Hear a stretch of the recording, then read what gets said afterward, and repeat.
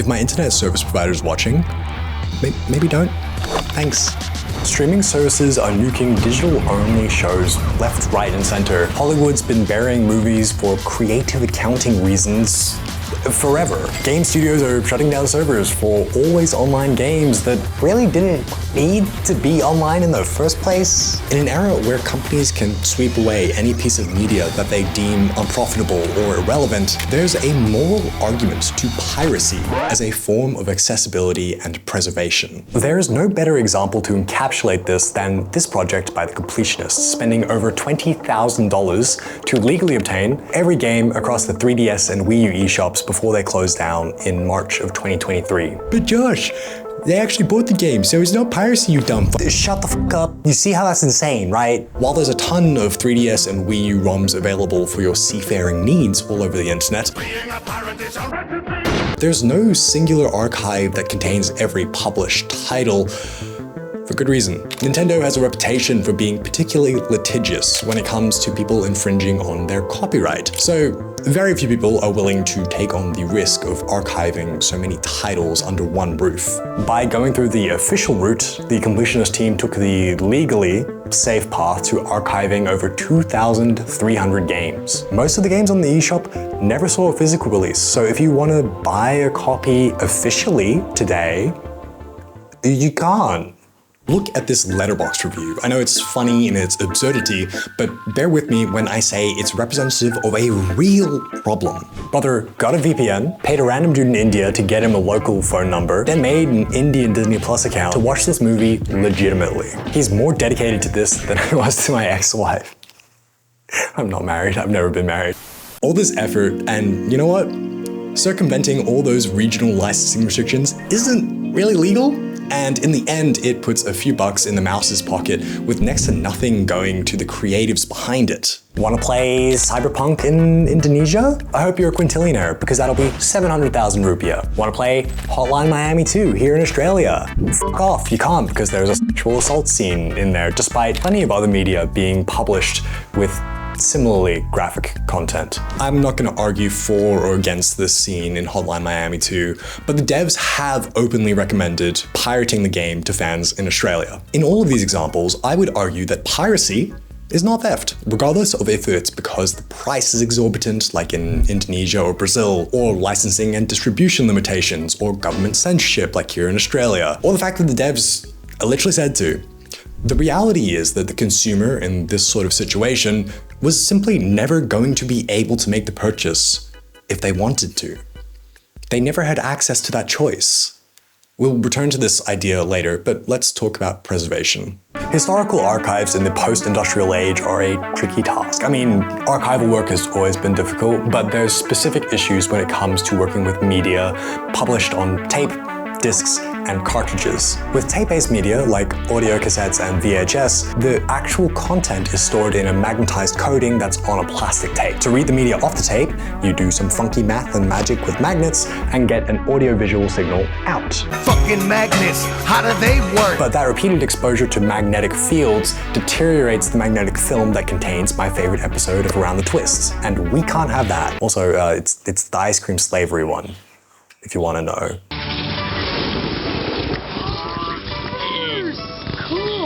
So then get a brand new VHS tape and never actually play it. Two issues with that. One, good luck finding an unopened VHS tape even just a few years after publication, let alone decades down the line. And two, they'll deteriorate regardless. The magnetic film can oxidize when exposed to moisture. Even in controlled environments, the plastic tape itself is at risk of decaying. That's why it's important to transfer such media to a less volatile medium, like DVDs.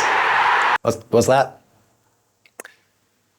DVDs and Blu-rays are vulnerable to disc rot, so they have a similar real-world lifespan to VHS tapes. Okay, let's copy them over to a hard drive. Hard drives have an even shorter lifespan.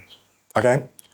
Flash storage, solid state, better than hard drives, but you still have transistor decay and charge leakage. Okay, what about archival specific formats like LTO cassettes? 30 years, controlled environment, you have to keep checking it because it's still a magnetic tape and it might decay anyway. Okay, well, fuck. How long would it take me to carve every single Garfield strip into stone tablets? How many punch cards would it take to run Doom? The best option we have so far are reels of film that typically last 50 to 70 years, but still require a pretty controlled environment to be stored in. Now, what if I told you that all that chatter about storage formats doesn't actually fucking matter? Because it doesn't. Copy Avengers Endgame to a VHS tape, nobody's gonna stop you, not even Disney, just the passage of time. The key with archiving is parity.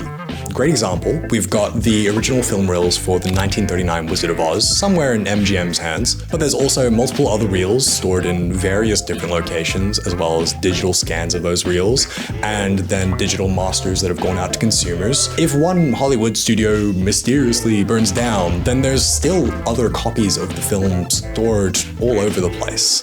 We might lose the original, but there's enough copies out there that the movie itself will continue to exist in one way or another. Obviously, we can't do this with every single piece of media, right? Well, that's where piracy comes in, sort of. Forgive me for sounding like a pie-in-the-sky crypto bro, but we have to decentralize all of our archiving if anything is going to last. For those of you unfamiliar, piracy websites aren't using their servers to store that copy of Joker 2 Electric Boogaloo that you've got downloading in the background right now. They're just putting you in the group chat with everyone else that has a copy, if that makes sense. Peer-to-peer networks operate by connecting you with seeders, essentially users hosting that file for other people to access. If this particular torrent of Leisure Suit Larry in the land of the lounge lizards has, say, 100 seeders, that's 100 different users sharing their copy of those files for anyone to access. It's parity across 100 devices, even after the original floppy disks have decayed far too much to be readable. Despite the very idyllic concept of a communal torrenting archive system, there's some obvious flaws. If nobody wants a copy of my super awesome Star Wars fan film, I'm the only one hosting it. And if I'm the only one hosting it, and Kim Jong-un nukes Australia, for example, or my hard drive dies, whichever comes first, then that's the end of the story, it's gone. Relying on the enthusiasm of strangers on the internet to offer up some storage space for the greater good of preservation is a hard sell, especially when you start getting into the copyright shenanigans that come with redistributing materials you don't own. The Internet Archive is a non-profit that offers an extensive collection of works, including 44 million pieces of literature and 800 billion web pages, 212 petabytes of information across 4 data centers. And then it was DDoSed so hard, the site was offline for a month and it was unclear if we would ever get access again to the largest archive ever created. A modern burning of Alexandria, if you will. Except we put out the flames and books were all fine, so not really that similar. Anyway, a big chunk of what's stored on the Internet Archive isn't available anywhere else, and there's a heavy reliance on the community's interest in archiving media. Be it some random Tumblr post or an old news article that's since been taken down, the Wayback Machine relies on users voluntarily archiving web pages while they're still online. Other organizations, like the Video Game History Foundation, are in a similar boat in terms of relying on community enthusiasm around preservation. But publishers aren't always on board with the idea of the greater good. During the pandemic, when most physical libraries were shuttered, the Internet Archive launched the National Emergency Library Program, stirred by academics, students, and librarians requesting help to access resources that were now out of reach because libraries were shut everywhere. The NEL temporarily altered the way that the Internet Archive lends out digital books. Their traditional policy is much like an actual library, with only one user being able to borrow a book or a scan of a book at any given time. Under the NEL, this restriction was lifted to help fulfill the demand of all the students and academics stuck at home, meaning that any number of users could get a copy of the book at the same time. Publishers immediately called this piracy and got together to collectively sue the Internet Archive. The archive's defense was that the NEL was still complying with fair use law, arguing that the program was for the sake of education and not for profit. Even after multiple appeals, the court ruled in favor of the publishers, resulting in thousands of items being removed from the archive. If the publishers themselves don't care to preserve their works for the sake of society, why should we? Why should you, dear viewer, give a shit about preserving FIFA 2015 or that Twilight fanfiction that an Indonesian 14-year-old wrote trying to scrounge up some cash to buy a copy of Cyberpunk? It's hard to sell people on the idea that all media should be preserved. There's just so much out there that a good chunk of it has to be crap, right? Have some principles, damn it. Do I personally care that every episode of Gossip Girl is archived for future generations to educate themselves with?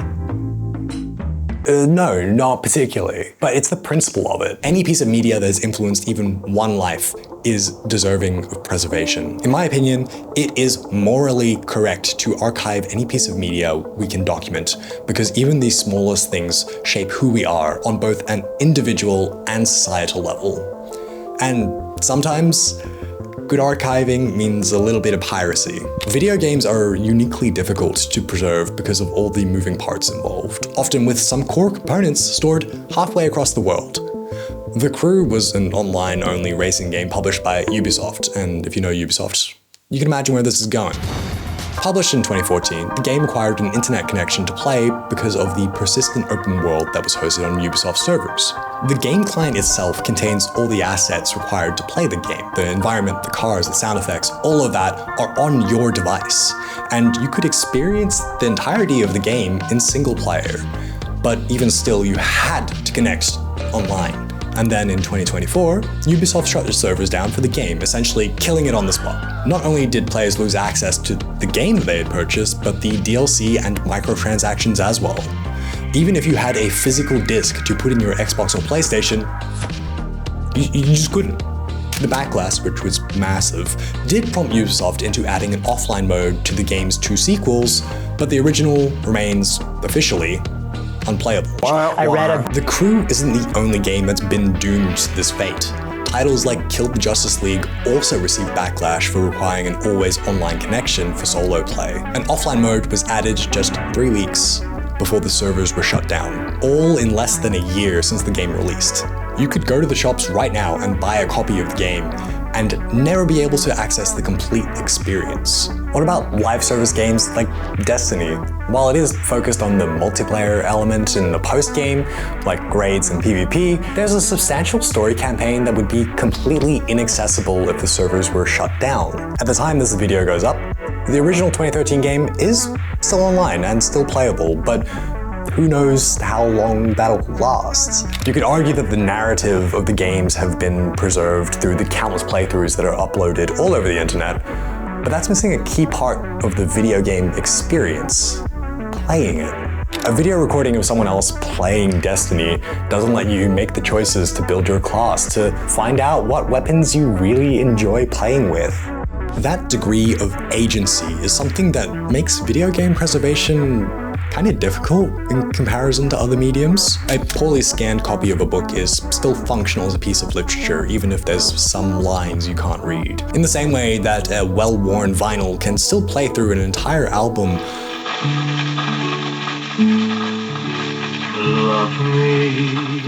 However, the Destiny 2 client isn't a complete archive.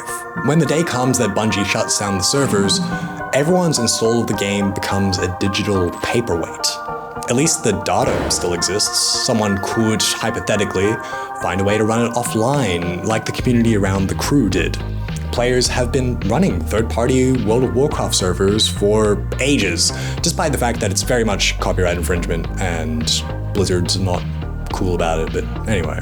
There are solutions out there for people that want to keep playing the game that they not only purchased, but also invested time and sometimes money into. But what do we do when the data was never stored on your device in the first place?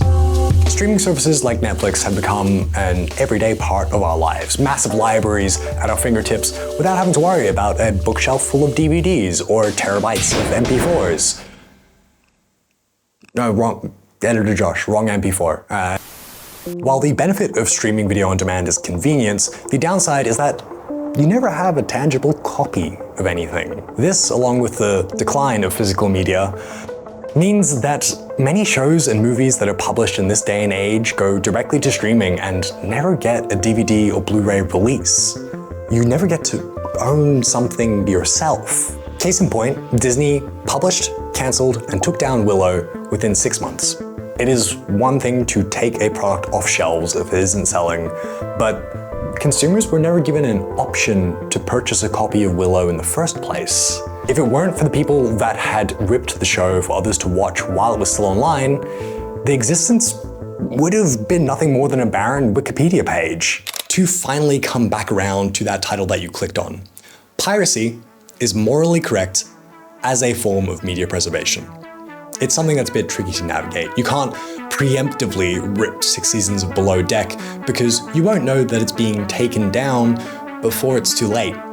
You can't archive every single piece of media that you've ever watched because A, that's a lot of storage, and B, illegal to pirate, or C, very expensive to obtain legally. But coming back to the point I made earlier, if it's not on store shelves, if it's not available online through official or resellers or streaming, is it really stealing when there's nowhere I could buy it from in the first place? If I want to play something from the 3DS eShop in 2025, I don't have that choice. I can't buy something. If I want to watch Willow, I can't get a Blu-ray or watch it on Disney+. If there simply are not legitimate means for me to give company money for products, then piracy's not hurting their bottom line. There was never going to be a purchase regardless. Thank you for watching all the way to the end of the video. Hopefully that means that you enjoyed it. And if you didn't, would love to hear why you watched all the way to the end and had issues with it. I'm curious. Anyway, if you enjoyed this video, there's a couple of ones here that I think will be a good match if this was your vibe. And until next time, peace.